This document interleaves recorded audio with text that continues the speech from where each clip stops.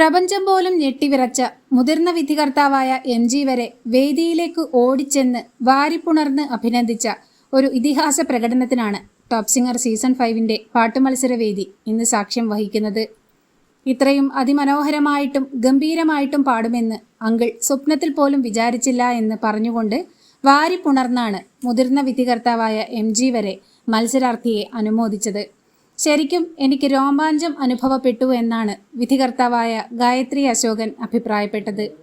ഓരോ നോട്ടും തെറ്റിക്കാതെ അതീവ ശ്രദ്ധയോടെ പാടിയെന്നാണ് റിമി ടോമി വിലയിരുത്തിയത്. S രമേശൻ നായരുടെ അനുഗ്രഹീത തൂലികയിൽ പിറന്ന് രവീന്ദ്രൻ മാസ്റ്ററുടെ മാന്ത്രിക സംഗീതത്തിൽ വിരിഞ്ഞ് S ജാനകിയും യേശുദാസും തങ്ങളുടെ അപാര ശബ്ദമാധുരിയിൽ ആലപിച്ച് അനശ്വരമാക്കിയ ശരത് പൊളി മാല ചാർത്തി എന്ന അതുല്യ ഡ്യുവറ്റ് ഗാനത്തിന്റെ ഇതിഹാസ പ്രകടനത്തിലൂടെയാണ് കുരുന്നുഗായിക പാട്ടുവേദിയിൽ സംഗീതത്തിന്റെ മഹാത്ഭുതം സൃഷ്ടിച്ചത്.